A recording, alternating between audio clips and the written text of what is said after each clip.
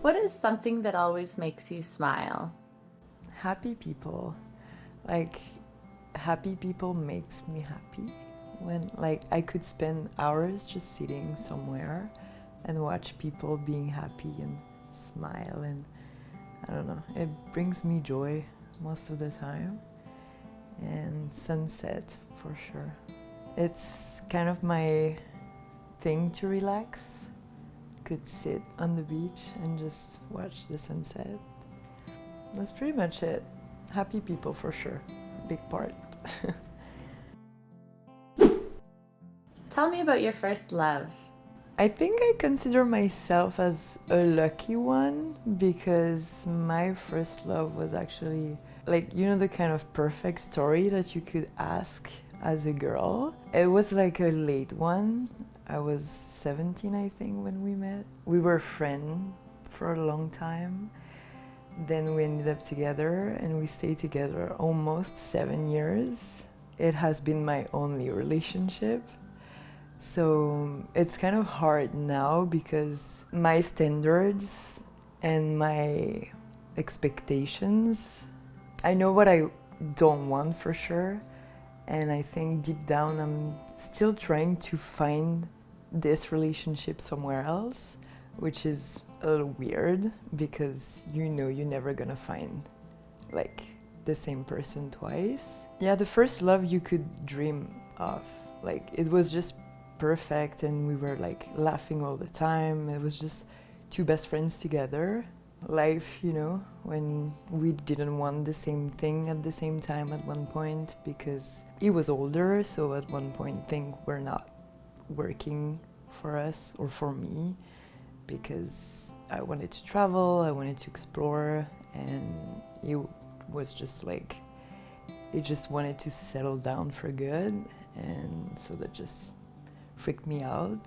And yeah, that's kind of why I'm here in Canada now, because I was like, yeah, I think I need a new start somewhere. Well, the fact is, I kind of fucked up the end, so I think I still feel super guilty for that. It's almost like if every man that I'm meeting now, I pick them to be sure that they're gonna hurt me because I feel so guilty about what I've done that I'm like, oh, you know what, now you deserve to suffer a little bit. So I always go for men that are like, oh, emotionally not ready, or red flags everywhere, or fuck boys, or whatever. So yeah, in a way, like, I feel like I'm trying to punish myself for something. It's kind of stupid because life is never like black or white. Like, the relationship ended because we were both in it and it wasn't working for both of us. But I don't know. Okay, so tying into that last one, what is a red flag that you've ignored? I will say maybe like somebody way too nice, way too fast. Like, I'm really not good at compliment. Like, I don't like receiving compliment, to receive compliment. Like, it's something that I'm not comfortable with. People who are too sweet, too nice without even knowing you deep down. Right now, I can tell that it's a red flag because like it always ends up being people, oh yeah, I'm gonna be so nice. And then as soon as you feel comfortable with someone like being nice with you, it takes a wrong turn and you're like hurt so much because you're like, I don't understand. Like, this person was so nice, so loving, so like, and the switch so fast, and you're like, okay, what's wrong with me? Then I am the problem. So yeah, I ended up in this kind of situations many times, and now I'm like, yeah, don't be too sweet. I don't like that. Because you haven't deserved, like you haven't earned Exactly. it. I'm just saying, it's love bombing. Like, Yep. if someone just comes in, you have not earned that, and they're just like forcing it on you, and it feels good because it feels good to be Yeah, validate exactly. it, but it's not safe. No, 'cause it's not. mm-mm. It's like a manipulation tactic. Oh yeah. How can you know me or telling me all these things without even like taking the time to know me? Like maybe I can be awful, you have no idea. Right now, when I see that, I'm like, oh yeah, no thank you. What advice would you give to your younger self? Jump when you're scared, or start something when it feels scary. It's usually a sign that it's the good time for either a change or a fresh start. Believe in yourself. Like, there is nothing wrong about trying or exploring things, even though it's not the perfect picture that people are supposed to follow, or that society is telling you that it's, oh no, that's the right way to do things. It's something I understood too late. I mean, too late, it's never too late. But I wish I have done certain things earlier in my life. Don't wait, trust your gut. If it feels right, do it. If anything, what are you ashamed of? I wouldn't say ashamed. It's more like a feeling of like guilt in a way. Being away from my family for like 4 years. It's more about like not seeing my grandparents aging and missing a lot of things that I probably won't have the chance to live again, like this kind of moments that are passing by and you're just missing stuff. Yeah, I know it's a moment that I'm never gonna live again, and ooh, so, oh jeez, this is powerful, your thing. So yeah, sometimes I feel guilty about that. I wouldn't say ashamed because I'm like, you can live your life for other people, but it's definitely like hurting sometimes. So. And where's home? And friends, yeah. What is the most painful thing you've ever been told? This one hurt still, but I've been dealing with kind of like eating disorders for also almost 15 years.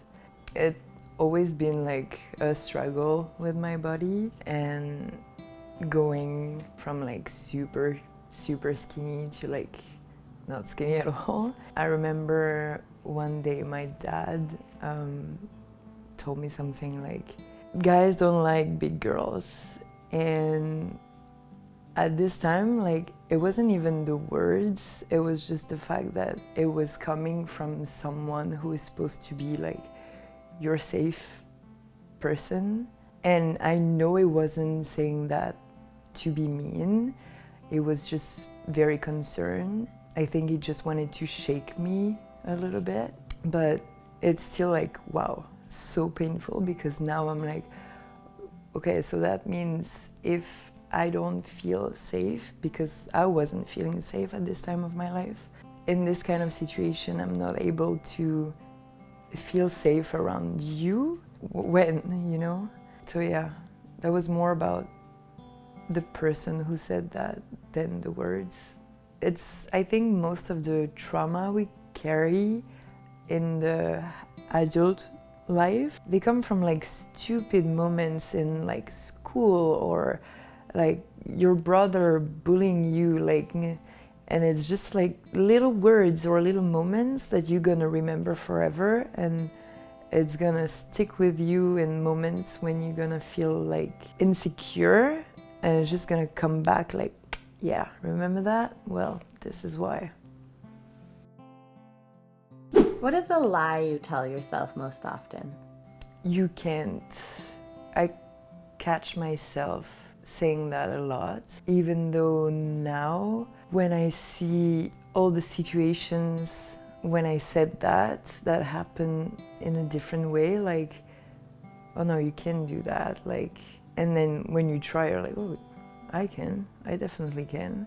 Yeah, it's more like again, with like the fear thing, I think.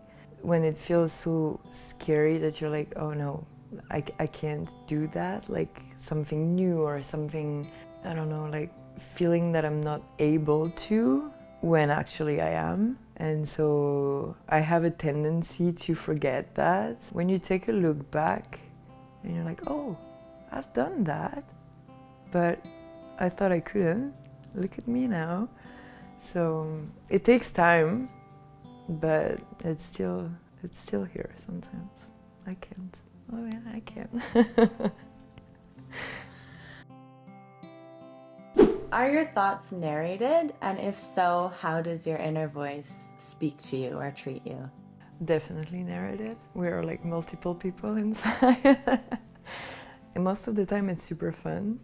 Like I can have conversation with myself like all day long. I don't know, it's more about like commenting everything that I'm doing. Even like asking myself questions, but out loud. Like, oh, do you think it's a good idea? Sure it is. So sometimes it's also like when I'm in a bad mood or it's a bad day, it's more gonna be like a little mean. Like if you start talking to yourself like shit, you're gonna feel like shit all day. Yeah, now I'm really trying to be like, yeah, you know what? It's all good. So like she's more the funny little goofy one, but no, most of the time it's pretty fun. Like it's actually very entertaining. Like sometimes I'm like, oh, can you imagine if someone could hear the conversation you're having with yourself right now? But you know. What is your favorite trait in yourself? I'm a caring and loving person. I will need to be very comfortable with someone though. Like it takes me time. I'm really friendly with many people, but I'm not caring as much. As soon as I love someone, I could do anything and everything as like friendship or lovers or whatever it is. But as soon as I feel like, oh yeah, this is a person I wanna have in my life and stick around, I could fight in the street. Like I'm very deeply caring for people when I'm in love with them, in a way, like not just lover. So yeah, that's one of my favorite.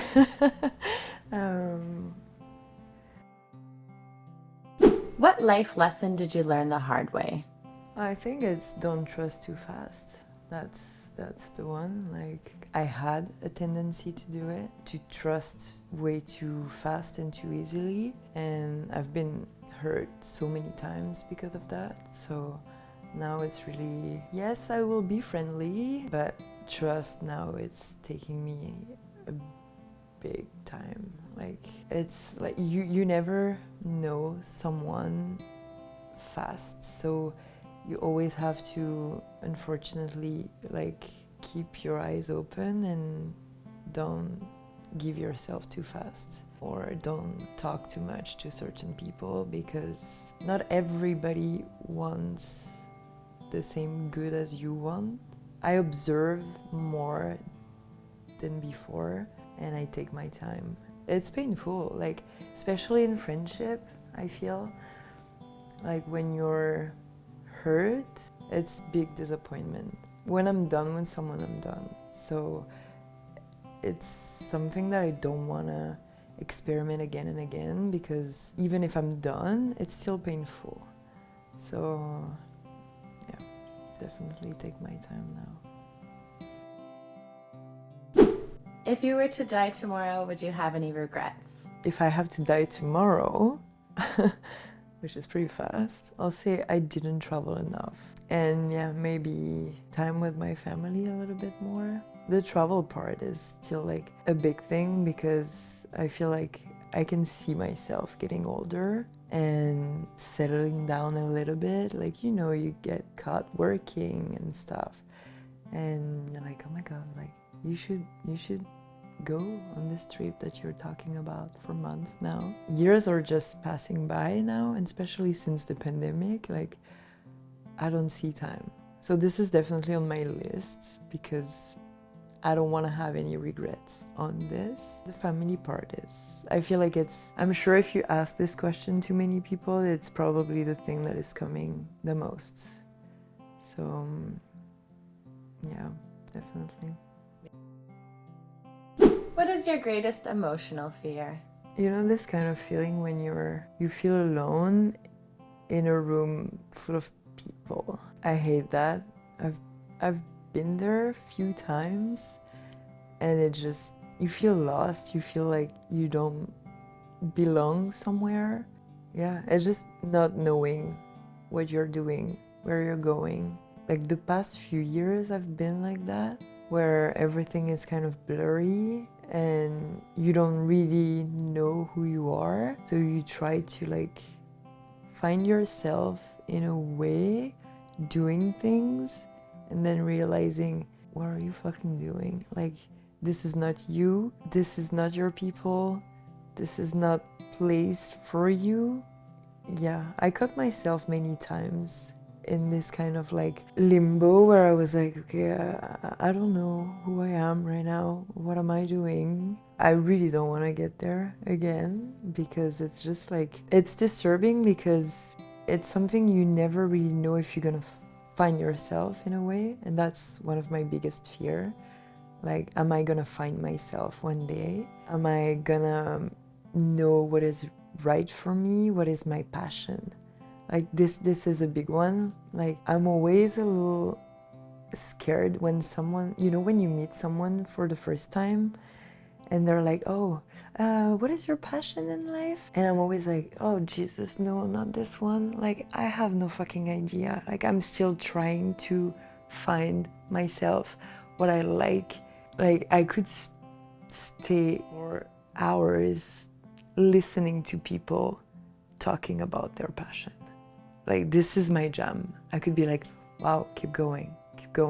Because for me, when they're so like into their things, they kind of like give you this, oh wow, this is actually super interesting. And for many years, I've been trying to find what is my thing, what is my passion, being lost in your own purpose, like not knowing what are you supposed to be or what are you supposed to do. And it's just like, it's getting even scarier that I'm getting older, because I'm like, oof, okay, well, you're probably the last one. So, yeah.